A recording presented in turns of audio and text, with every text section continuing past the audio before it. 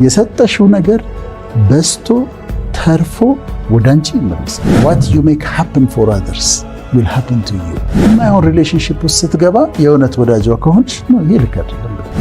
ሰዎችን ወደ ሃይማኖታቸው መምራት ነው።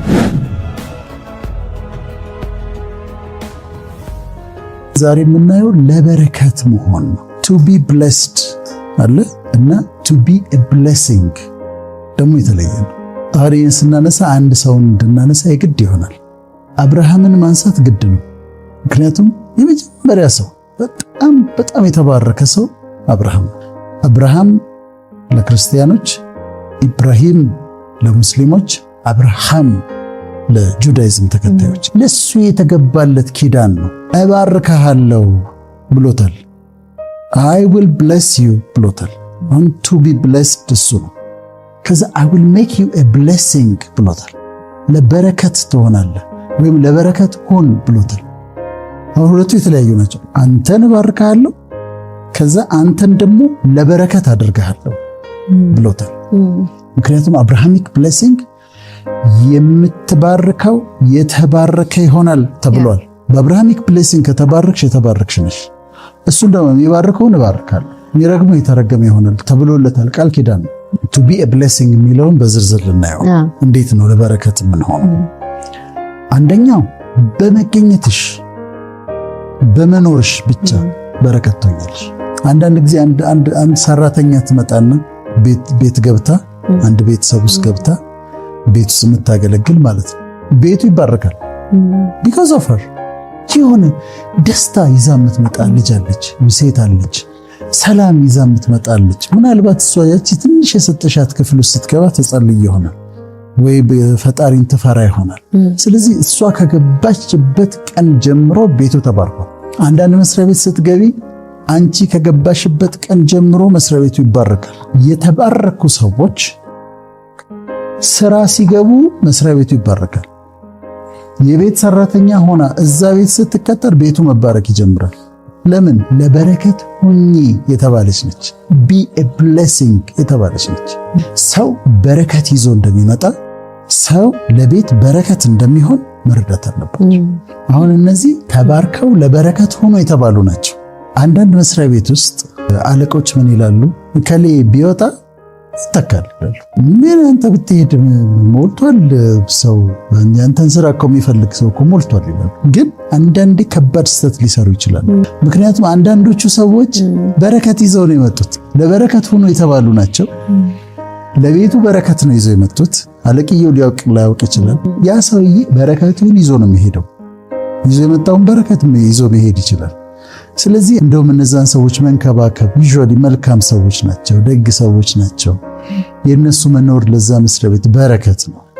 ቤትሽ ውስጥ ካሉ የሷ መኖር ቤትሽ ውስጥ በረከት ነው። ያንን ሪኮግናይዝ ማድረግና ወደ ህይወትሽ የመጡ ሰዎች በረከት ይዘው እንደመጡ አውቀሽ አቮይድ አታርጋቸው። ዝም ብሎ የሚገፈተሩ አይደሉም፣ እግዚአብሔር ነው ያመጣቸው። የነሱ መኖር እዛ ጋር ብሌሲንግ፣ ይሄ ስጦታ ለበረከት መሆን። ሁለተኛው መንገድ ለበረከት የምንሆንበት መንገድ ለሰዎች የልብ ወዳጅ በመሆን ወዳጅ ትሆኝላቸዋለሽ፣ ጓደኛ ትሆኝላቸዋለሽ።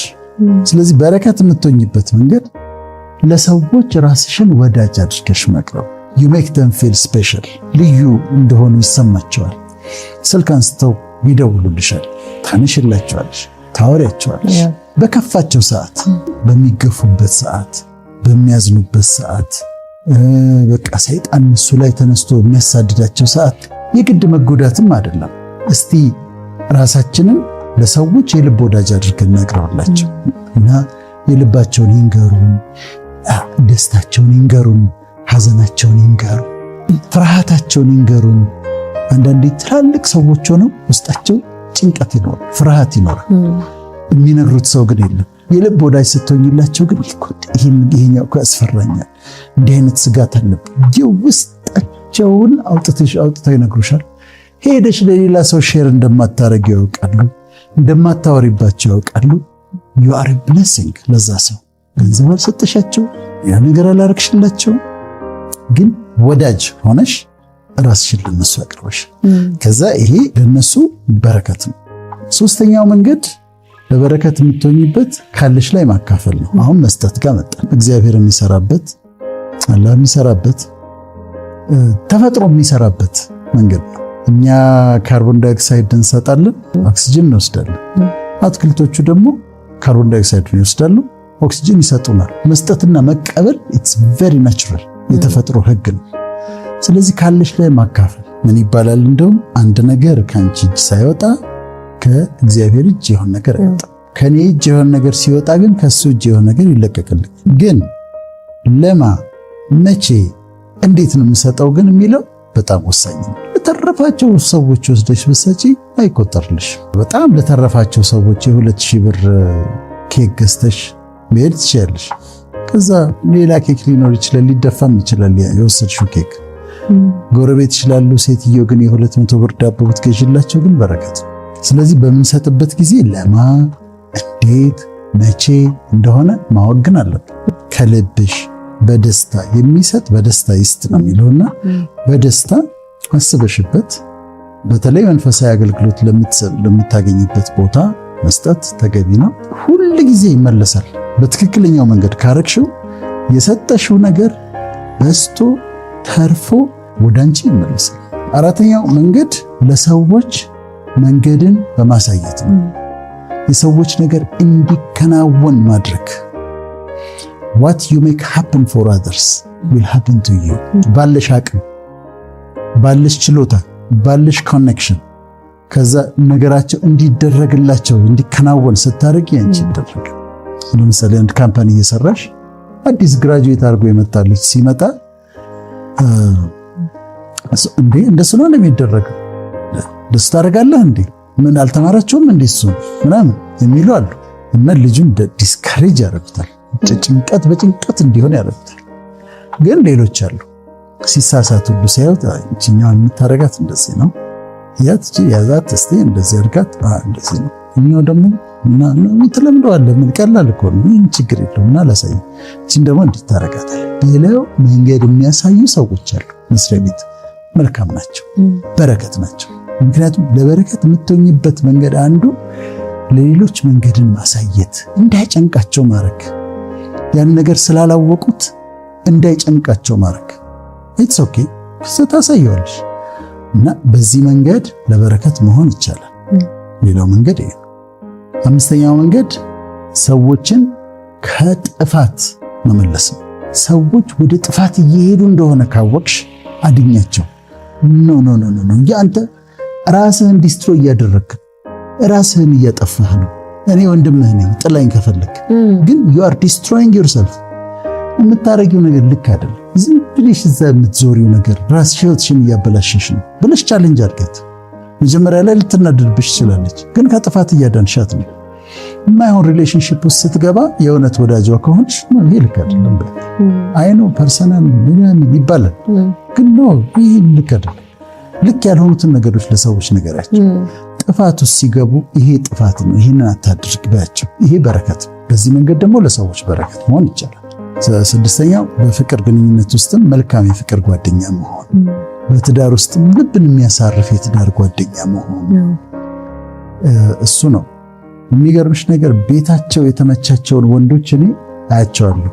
ቤታቸው የተመቻቸው ወንዶች አደባባይ ሲወጡ እኮ አንበሶች ናቸው። ኮንፊደንሳቸው በቃ ስታዩ አንበሳ፣ ይሄ ቤቱ ተመችቶታል። ቤት ደግሞ ቋ ተደርጎ የወጣ ባል ከኩምስን ብሎ ነው የሚውለው። ሚስት ባሏን ጀግና ማድረግ ትችላለች። ቤት እንዲመቸው ካረገች እሱ ሲወጣ በአደባባይ ኮንፊደንስ ያለው ሰው አንበሳ። ሚስትም ደግሞ ከቤት ነገር ተፈልጋ ከወጣች እንድች ብላ ነው የምትውለው። ከቤት ግና ሞግሷት እንደምታምር ውብ እንደሆነች ድንቅ እንደሆነች ነግሯት ስትወጣ ደግሞ አደባባይ ስትወጣ በጣም ኮንፊደንሷ ትልቅ። ሰባተኛው የበረከት መሆኛ መንገድ ሰዎችን ወደ ሃይማኖታቸው መምራት ነው። መታ ጓደኛ ተነሽ እንጂ ተኝተሻል ዲስካውንት በይ ነይ ተነሽ ቸርች እንሂድ ዛሬ ፕሮግራም አለ ምናምን ዛሬ ቸርች መሄድ አለ ብለህ ብድቅ አድርጋ እንተነስታ እንድትሄድ የምታረግ በል አሁን ወደ መስጊድ እንሂድ ብለው ዋናው ዓላማ ምንድነው? ወደ እግዚአብሔር እንዲቀርቡ ለማድረግ። ወደ እግዚአብሔር ቀረቢ፣ ወደ እግዚአብሔር ተጠጊ፣ ወደ አላህ ተጠጊ፣ እንትን አታድርጊ ብለው ወደ ሃይማኖት መንገድ የሚመሩ ሰዎች ወደ አምላክሽ እንድትቀርብ የሚያበረታቱሽ ሰዎች፣ ወደ ፈጠረሽ ወደሱ እንድትቀርብ የሚያበረታቱሽ ሰዎች የበረከት ሰዎች። ስለዚህ መባረክ አለ፣ ከዛ ለበረከት ሆናለ።